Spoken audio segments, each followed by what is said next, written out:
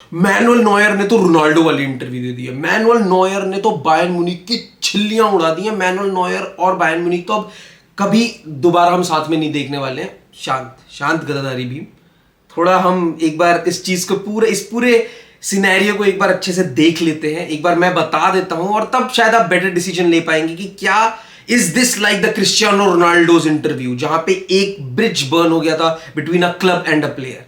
क्या ये Piers Morgan वाले क्रिस्टियानो रोनाल्डो के इंटरव्यू जैसा है या इसमें कुछ थोड़ी चीजें अलग हैं? तो बेसिकली जैसा कि आजकल हर बड़े फुटबॉलिंग न्यूज के साथ है कि द एथलेटिक इन्वॉल्व होनी है, और द एथलेटिक को एक इंटरव्यू दिया था हमारे मैनुअल नॉयर ने, because he was representing Bayern Munich as he is the captain of Bayern Munich and he is currently injured. तो उन्हें मीडिया ड्यूटीज पे भेजा गया था और वहीं पे उन्होंने बायर्न म्यूनिख के एक डिसीजन पे थोड़ी क्रिटिसिज्म उठाई। हाँ, आई वुडंट बैक डाउन, ऐसा नहीं बोलूंगा कि उसने कुछ बायर्न म्यूनिख के डिसीजन को क्वेश्चन नहीं किया है, but it is not in the light शायद जो जैसे लोग डिपिक्ट करा रहे हैं। तो बेसिकली मैनुअल नॉयर का सबसे बड़ा डिसएग्रीमेंट था कि एक डिसीजन को लेके जहां पे उनके बहुत अच्छे फ्रेंड और बहुत बड़े बायर्न म्यूनिख के सर्वेंट पिछले 11.5 साल से टपालोविच जो उनके गोलकीपिंग कोच थे वो उन्हें सर्व कर रहे थे और उन्हें मिड सीजन में सैक कर दिया गया, which came as a surprise for many and especially for Manuel Neuer, because manual Neuer और टपालोविच की रिलेशनशिप बहुत दूर जाती हैं। जब बायर्न म्यूनिख ने साइन किया था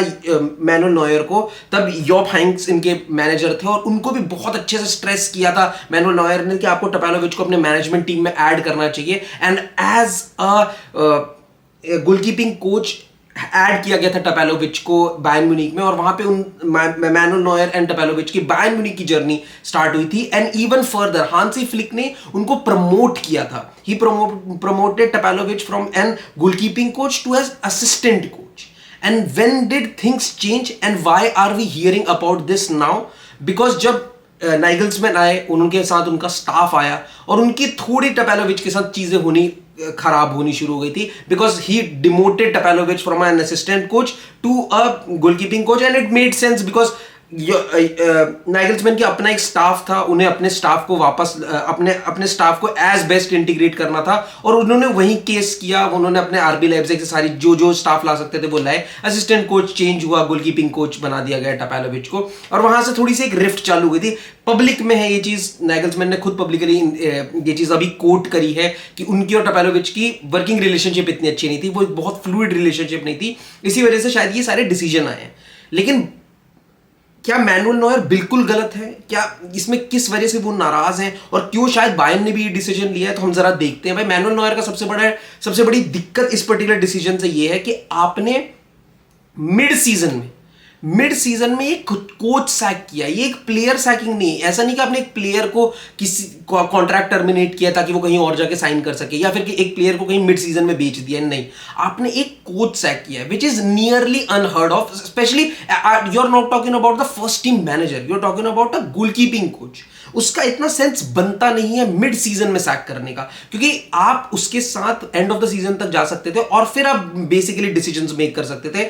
बट ऐसा क्यों हुआ? बिकॉज बायर्न म्यूनिख को बहुत बड़ा फाइनेंशियल हिट लगा because of this particular man, क्योंकि जो उनके थर्ड चॉइस, जो उनके यंग गोलकीपर है नोबेल, जो अभी मोनाको में बहुत ही एक्सेप्शनल परफॉर्मेंस दे रहे हैं, जो उनके मेन गोलकीपर है मोनाको के, वो बायर्न म्यूनिख से लोन पे गए हुए हैं मोनाको पे, और उन्होंने वापस आने से मना कर दिया था क्योंकि उन्होंने बोला था टपालोविच के साथ मेरी इतनी अच्छी रिलेशनशिप है नहीं और जब तक वो है मैं नहीं वापस आ पाऊंगा। और इसी पर्टिकुलर रीजन के वजह से उनको बहुत ज्यादा स्पेंडिंग करनी पड़ गई यान सोमर में। बहुत ज्यादा नहीं, लेकिन एक एडिशनल स्पेंडिंग करनी पड़ गई थी जो शायद उन्हें करनी नहीं पड़ती, क्योंकि शायद उनका लॉन्ग टर्म गोलकीपर नोबेल हो सकता है, who is for sure destined to be one, he is going to be a very very good goalkeeper.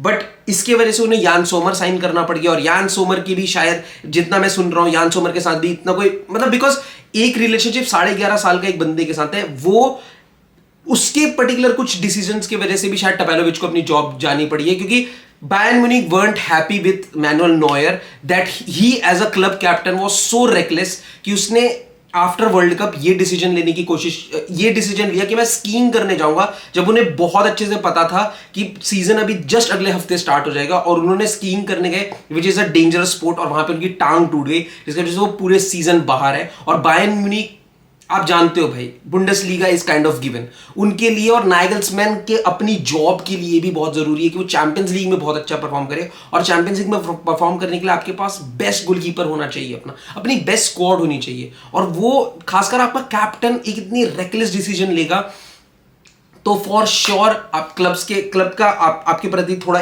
Agitation होगा, और वो आपको ओलिवर खान के स्टेटमेंट में भी दिख जाएगा, जहां पे उन्होंने ये चीज कही है कि भाई मैनुअल नॉयर को कैप्टन के रोल से हटा देना चाहिए, क्योंकि शायद वो अपनी रिस्पॉन्सिबिलिटी उतने अच्छे से नहीं समझते। और ये एक फैक्ट दिखता है भाई कि सही में मुझे सेंस लगती है कि भाई स्कीइंग तुम क्यों करने जाओगे जब अगले हफ्ते तुम्हें अपने क्लब के लिए खेलना है।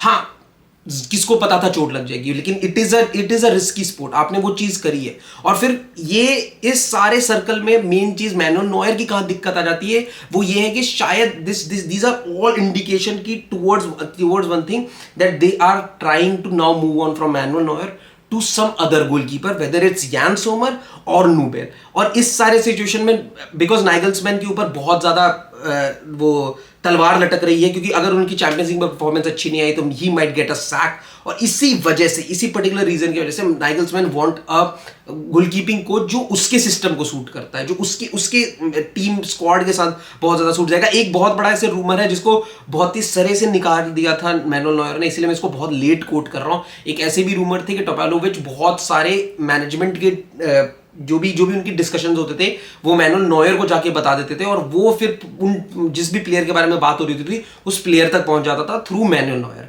तो ये लीक्स है, मैनेजमेंट की लीक्स हो रहे थे into the players, and which wasn't right. इसीलिए टोपालोविच का एक one of the main reason ऐसा कहा जा रहा है, दिस इज जस्ट स्पेकुलेशन, जिसकी कोई प्रूफ नहीं है। नाइगल्समैन ने ये चीज नहीं कही है, मैनुअल नॉयर ने ये चीज सीधे से खारिज करी है।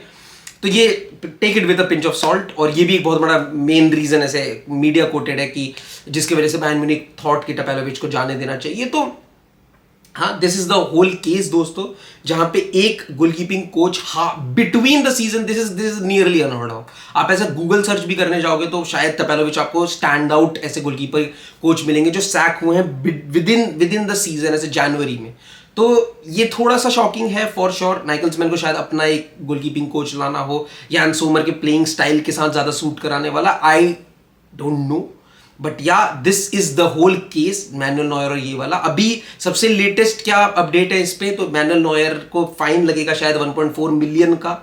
चीजें धीरे धीरे ठीक हो रही हैं, मैनुअल नॉयर और बायर्न म्यूनिख बहुत अच्छे टर्म्स पे आ चुके हैं। 2024 तक ऐसे भी कॉन्ट्रैक्ट है, one of the best goalkeepers in the last decade or the generation that I have been born into। तो मैनुअल नॉयर और बायर्न म्यूनिख बहुत रोमांटिक रिलेशनशिप रहा है, और यहाँ पे एक पर्टिकुलर टॉपिक पे क्या कहते हैं मैनुअल नॉयर ने बायर्न म्यूनिख को क्रिटिसाइज किया था। ऐसा नहीं कि क्लब के वर्किंग पे, या फिर जैसे आप लेवेंडोस्की का केस देखते थे, या फिर क्रिस्टियानो रोनाल्डो ने जो इंटरव्यू दिया था, वैसा सा लाइट में मुझे नहीं लगता ये इंटरव्यू था। इसमें सिर्फ एक पर्टिकुलर टॉपिक, इसी चीज पे टॉपिक पे क्या कहते हैं डिसएग्रीमेंट थी थोड़ी मैनुअल नॉयर को अपने क्लब से लेके, and it was a very casual talk. और जो एथलेटिक के रिपोर्टर थे उन्होंने भी यही चीज कोट करी है कि in general it seemed like he is very happy at Bayern, but this was a decision that he didn't understand, and it felt like he isn't happy.